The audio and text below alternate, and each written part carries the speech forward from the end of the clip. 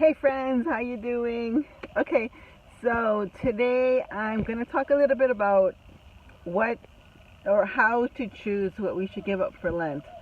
I was listening to Father Mike Schmitz at Ascension, and oh goodness, it's really crunch time because Lent is like next week, and I still haven't chosen what to give up for Lent. So his video was very informative, and I really liked it because it gave me something to think about, and I want to share this with you, what my thoughts are. I still haven't chosen anything, but so Father Mike was saying that when we give something up for Lent, it shouldn't be something that is arbitrary. In other words, like, not really necessary, and it kind of won't kill you to give it up.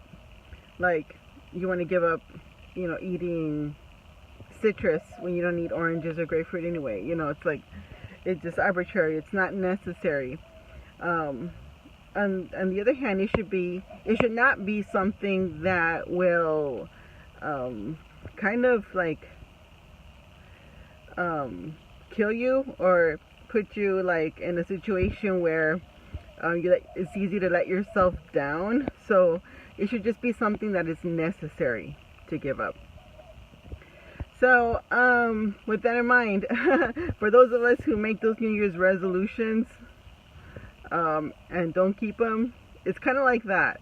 So don't make your Lenten resolutions and aim for something that's too high for you to keep. So hi Paula, good to see you. And so yeah, you gotta kind of moderate according to your own temperament. So I love sweets, and I know if I put myself in a position to say, to prove my love for God, I'm going to give up sugar 100% completely, for me it's not realistic, honestly, because I made that New Year's resolution before and it didn't work. So I'm not going to do it for Lent.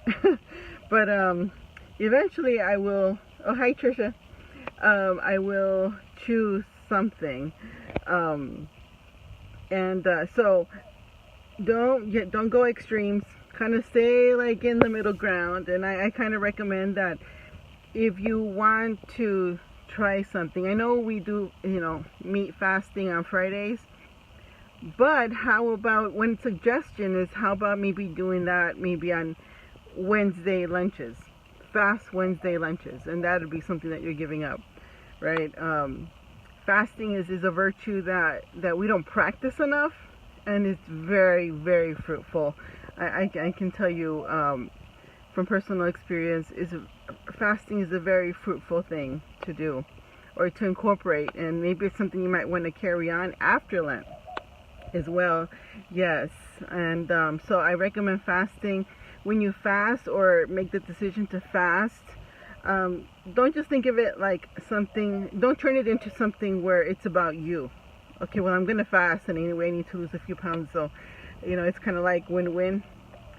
But give it, it depends on the intention that you give it. So if you give it the intention of, I'm going to fast for the reparation of souls, for babies in danger of abortion, or just leave it up to our Blessed Mother. So our Blessed Mother, I consecrate myself to you, and I want to, use whatever graces I may come about through this fasting, and use them as you will. You decide, my Mother. And so I like doing that a lot. I mean, it's just like, you're doing it just for the sake of doing it, not for anything in specific.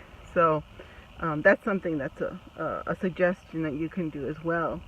Another suggestion is not just to give something up, because sure, you're going to create a void within you, a void in the egoism, because you're giving something up of your egoism. But let's fill that with something.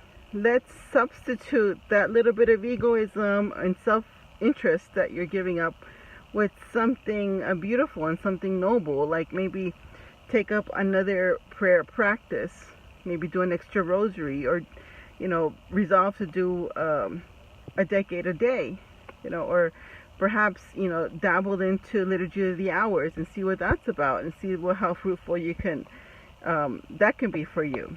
And there's an app, like there's a law date app, there's iBreviary where it has the liturgy of the hours, and there's a lot of resources out there to read up on, so you can take that up. You can take up Lectio Divina. I know here locally in San Antonio, the Secular Order of Discalced Carmelites are going to have a talk on praying the Lectio Divina and the Liturgy of the Hours. So if you're in San Antonio, you can look that up at the Basilica of the Little Flower. So yeah, there's a lot that you can do. So, you know, it's not just about giving up, but it's also about incorporating, filling that void that is being created from what you're giving up. So that's my recommendation, and I still don't know what I'm going to give up. And I still don't know what I'm going to incorporate extra. So, but, you know, once I figure it out, I'll let you guys know. Maybe. So, okay. So I hope you have a good rest of your evening, and praying for all of you. Love all of you. If you have any special prayer intentions, go ahead and put them in the comments, and we'll include them in our next rosary, family rosary. So, thank you so much. God bless. Take care.